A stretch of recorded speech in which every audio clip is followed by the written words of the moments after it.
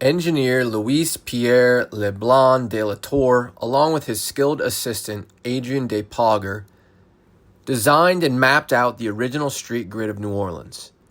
However, their plan was not the city's first surveyed layout, nor was their design, what we now know as the French Quarter, initially intended to face the river directly. Instead, adjustments were made during field work and the grid was repositioned into its present alignment after on-site reconsideration. In late March and early April of 1718, Jean-Baptiste Lemoyne de Bienville and his men began clearing land for the new settlement. This effort followed more than 6 earlier attempts dating back to 1699 to establish French footholds across Louisiana. One such effort, led by Bienville and his brother Pierre Lemoyne d'Iberville, resulted in the founding of Fort Louis de Louisiana on the Mobile River in 1702. Persistent flooding forced the fort to be relocated downstream in 1711. There, Officer Jacques Barbizon de Palu designed a fortified settlement based on the principles of military engineer Sebastien Vauban, incorporating a rectilinear street grid, remnants of which can still be seen in downtown Mobile today. Unlike Mobile, New Orleans did not begin with a fully surveyed street grid, though its early development was not entirely unplanned. To impose some order on the cleared land, Bienville, likely working with Palu, established a straight baseline roughly 700 feet inland from the river, just behind a natural levee. Today, this invisible line would run parallel to and between Charters and Royal Streets, passing through the rear of St. Louis Cathedral. The baseline was angled about 37 degrees from southwest to northeast, allowing it to align with the curve of the Mississippi River and face approaching river traffic. This orientation ultimately shaped the layout of the entire city, giving New Orleans its distinctive tilt away from the cardinal directions. Bienville prioritized the river's geography over traditional compass alignment, recognizing its central importance to the city's development. Despite these early planning efforts, development in New Orleans remained somewhat irregular. Doubts persisted about whether the flood-prone site could sustain a permanent settlement. Compounding these concerns, John Law's Land Development Company, the financial force behind the colony, collapsed in 1720, triggering unrest in Europe and damaging Louisiana's reputation. Further frustration arose when the company chose New Biloxi rather than New Orleans as the colony's administrative center. Leblanc de la Tour then shifted his focus to designing this new coastal capital, creating plans for a symmetrical grid centered around a fortified, star-shaped layout complete with a central square and church. Latour soon fell ill and with orders from Paris dispatched his assistant, Adrien de Pogger, to plan New Orleans.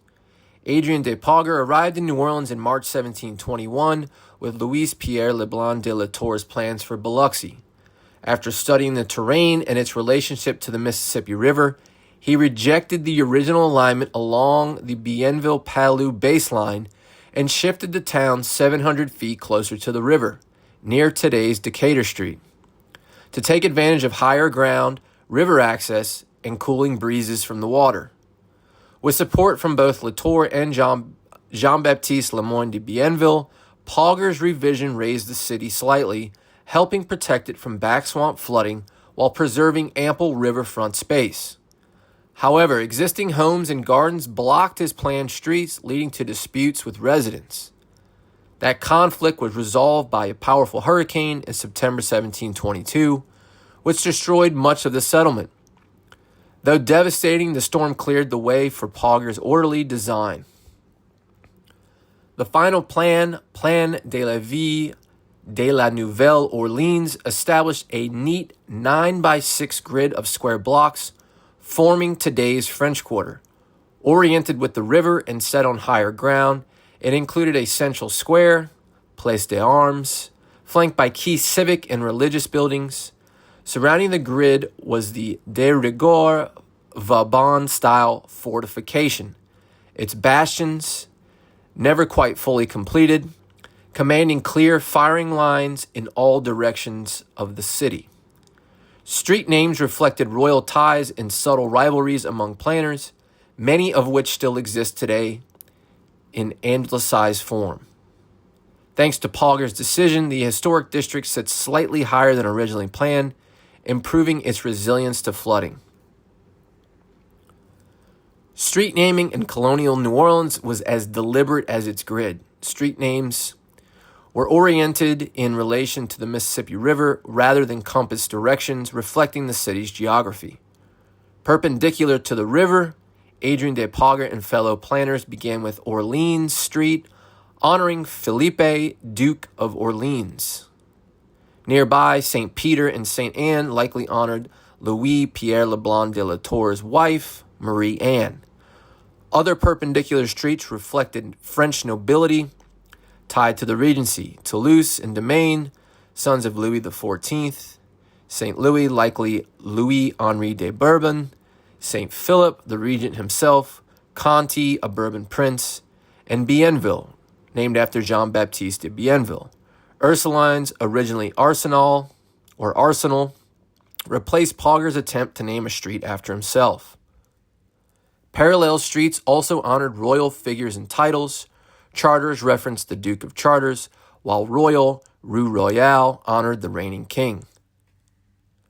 Bourbon reflected the royal dynasty, Dauphine referenced the heir's title or governing region, and Burgundy extended the pattern of noble associations.